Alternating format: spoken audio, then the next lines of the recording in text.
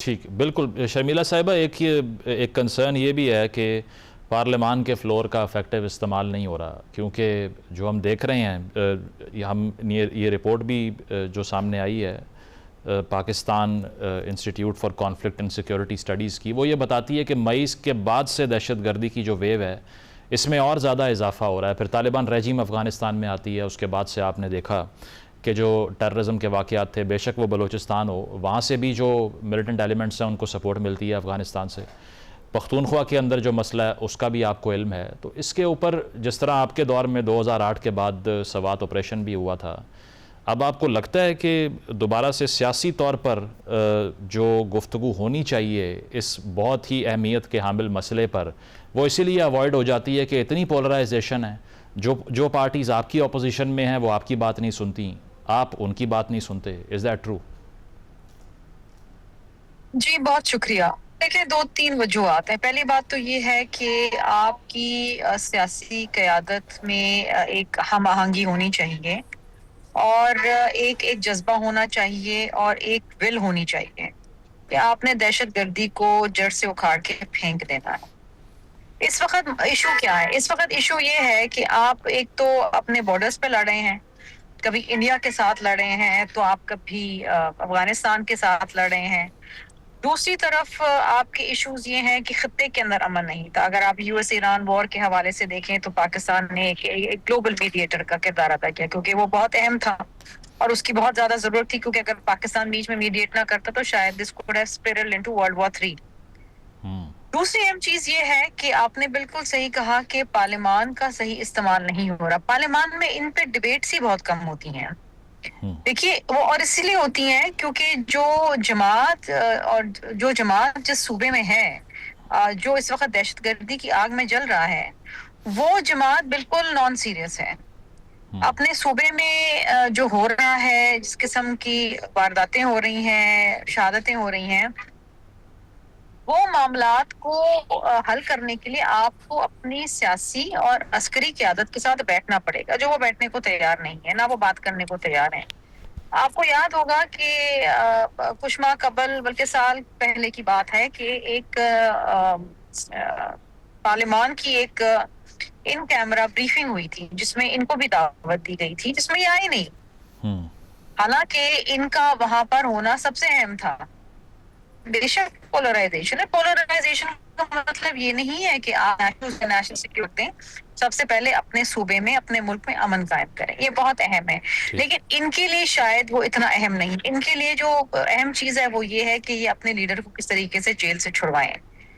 یہ کسی بھی سنجیدہ گفتگو میں یا سنجیدہ کسی ایسے ایکشن کے اندر بلیو ہی نہیں کرتے جس سے ان کے صوبے میں امن قائم ہو، اور یہ بڑا انفارچونیٹ ہے۔ ہم بار بار یہ کہتے رہتے ہیں، آپ کے پروگرام میں بھی کئی بار کہا، یہ ابھی آپ آئیں گے، آپ ان سے جب بات کریں گے تو ایک لمبی چوڑی تنبیہ بانٹیں گے اور بہت ساری چیزیں یہ آپ سے کہیں گے جو کہ بالکل بے معنی ہوں گی۔ سب سے اہم چیز یہ ہے کہ آپ نے اپنے ملک میں، اپنے صوبے کے اندر آپ نے لوگوں کی جانیں بچانی ہیں، آپ نے لوگوں کو امن دینا ہے، آپ نے لوگوں کو یہ اطمینان اور اعتماد دینا ہے کہ وہ اپنے صوبے میں، اپنے گھر میں، اپنے شہر میں محفوظ ہیں۔ وہ یہ دینے میں ناکام رہے ہیں، اور اس کا مطلب یہ نہیں ہے کہ آپ کی عسکری قیادت جو ہے، یا آپ کی جو آرم فورسز ہیں، یا آپ کی جو انٹیلیجنس ایجنسیز ہیں وہ کام نہیں کری، وہ کر رہی ہیں، لیکن اگر آپ ان کے سامنے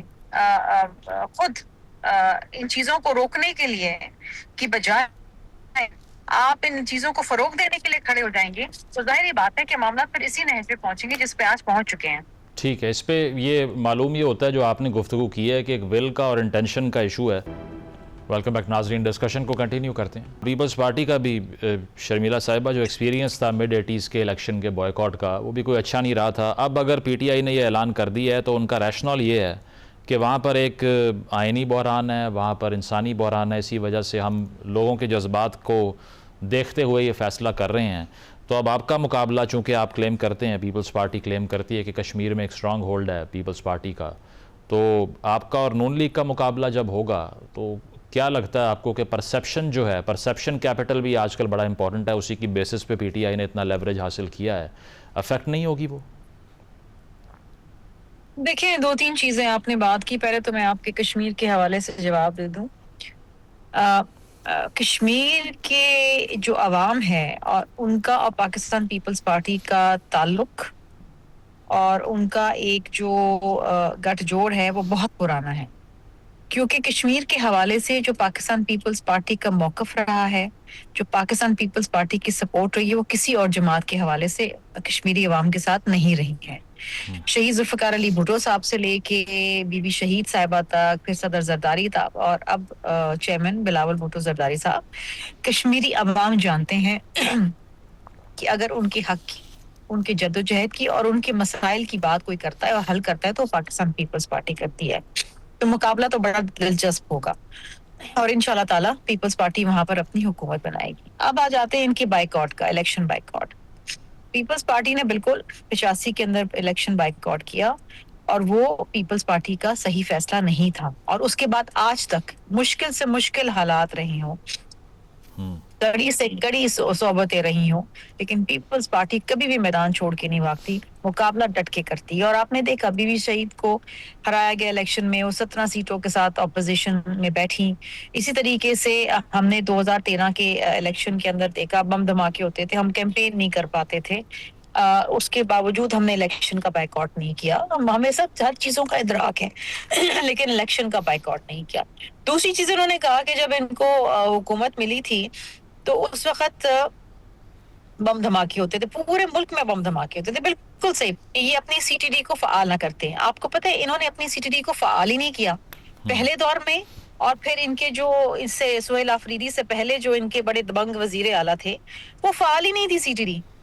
این ایف سی کی مد میں ان کو ایکسٹرا پیسے ملتے تھے کیونکہ ان کا صوبہ دہشت گردی کی آگ میں جل رہا تھا اور سب صوبوں نے یہ فیصلہ کیا کہ ہم اپنے حصے کا شیئر نکال کے 1% ان کو دیں گے. اور جناب انہوں نے اس کا کیا کیا؟ کیا چیز فعال کی؟ کیا سسٹم بنائے؟ کیا انسٹیٹیوشنز بنائے؟ کچھ بھی نہیں بنائے. یہ بہت ہی انفارچونیٹ بات ہے.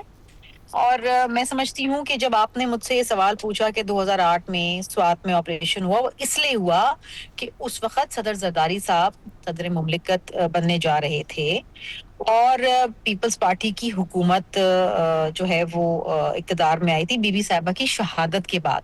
اور ہم نے یہ ڈیبیٹ نیشنل اسمبلی میں کرائی تھی. ٹھیک ہے، پوائنٹ آ گیا. تمام جماعتوں کو آن بورڈ لیا تھا، صحیح. نیشنل کنسنسس کریٹ کی تھی اور پھر ہماری مسلح افواج کے ساتھ اس ٹھیک. کی سپورٹ میں پوری قوم کھڑی تھی. اس لیے وہ سوات کا آپریشن کامیاب ہوا. پوائنٹ آ گیا. میں اس کا یہاں جواب پر دے اب وہ پولیٹیکل ول نظر نہیں آ رہی. بالکل. کیا چیز فعال کی؟ کیا سسٹم بنائے؟ کیا انسٹیٹیوشنز بنائے؟ کچھ بھی نہیں بنائے. یہ بہت ہی انفارچونیٹ بات ہے. اور میں سمجھتی ہوں کہ جب آپ نے مجھ سے یہ سوال پوچھا کہ 2008 میں سوات میں آپریشن ہوا، وہ اس لیے ہوا کہ اس وقت صدر زرداری صاحب صدر مملکت بننے جا رہے تھے اور پیپلز پارٹی کی حکومت جو ہے وہ اقتدار میں آئی تھی بی بی صاحبہ کی شہادت کے بعد. اور ہم نے یہ ڈیبیٹ نیشنل اسمبلی میں کرائی تھی. ٹھیک ہے، پوائنٹ آ گیا. تمام جماعتوں کو آن بورڈ لیا تھا، صحیح. نیشنل کنسنسس کریٹ کی تھی اور پھر ہماری مسلح افواج کے ساتھ اس کی سپورٹ میں پوری قوم کھڑی تھی. اس لیے وہ سوات کا آپریشن کامیاب ہوا. پوائنٹ آ گیا. میں اس کا یہاں جواب پر اب وہ پولیٹیکل ول نظر نہیں آ رہی. بالکل.